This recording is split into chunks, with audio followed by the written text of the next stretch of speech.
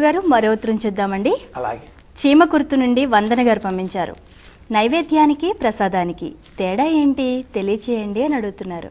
నివేద్య కేశవేమాలాం భక్తియుక్తి ఫలప్రదాం అంటుంది.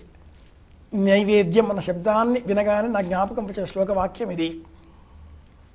ధర్మ ప్రవృత్తి గ్రంథం. నైవేద్యము నివేదనగా సమర్పించబడినటువంటిది. ప్రసాదము ప్రకృష్టమైన సాదము. ప్రసాదము ఉడకబెట్టినటువంటి స్వరూపంగా మనం భావన చేయాలి. నైవేద్యము అది ఏదైనా కావచ్చు. ఇక్కడ ఉడకబెట్టే అవసరం లేదు. ఆత్మ నైవేద్యం నివేదయామి. పరమాత్మ సమర్పించేది మనస్సు, ఇది ఆత్మ, ఇది నైవేద్యం, మనో నైవేద్యం. నేనే నీకు సమర్పణ స్వామి అని చెప్పడం గొప్పది. ఇది నైవేద్యం. నైవేద్యం ప్రసాదం రెండూ ఒకే రకంగానే ఉంటాయి. కానీ నైవేద్యం మనం స్వీకరించకంటే ముందు ఉండే పేరు, నైవేద్యం మనం స్వీకరించిన తర్వాత వచ్చే పేరు ప్రసాదం. నైవేద్యం స్వామి సమర్పిస్తున్నాము, ఆ స్థితిలో దాన్ని పిలుస్తాం. నైవేద్యం తీసుకురండి అంటాం.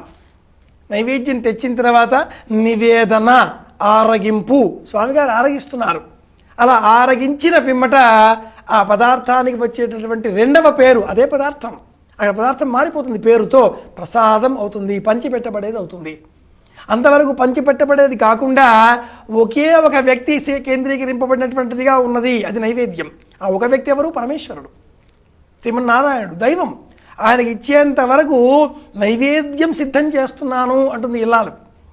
నైవేద్యం సిద్ధం చేసిన తర్వాత దానిని పళ్ళెల్లో తీసుకువచ్చి స్వామికి నైవేద్యం, నివేదన, ఆరగింపు సమర్పించిన తర్వాత ఆ పదార్థం వినియోగింపబడే నిమిత్తమై తీసుకువస్తారు.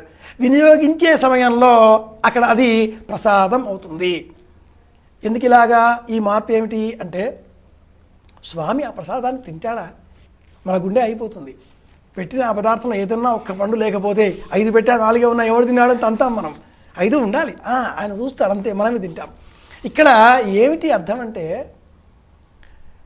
ఆయనకి సమర్పించిన తర్వాత ఆ పదార్థాన్ని స్వామి మనందరిలో ఉండేటటువంటి ఆత్మస్వరూపంలో ఆ పదార్థాన్ని స్వీకరిస్తాడు, ఆఘ్రాణ రూపంలో స్వీకరిస్తాడు అంటుంది అన్న సూక్తం.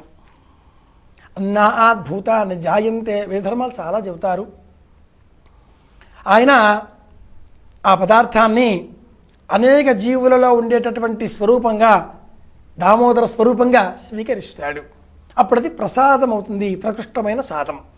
నైవేద్యం ఆత్మ కావచ్చు, పండు కావచ్చు, ఫలం కావచ్చు, నీరు కావచ్చు, ఏదైనా సమర్పిస్తున్నాను, ఆయన ముందు పెట్టాం, అది నైవేద్యం. మనం తీసుకుంటున్నాం ప్రసాదం, అంతే తేడా.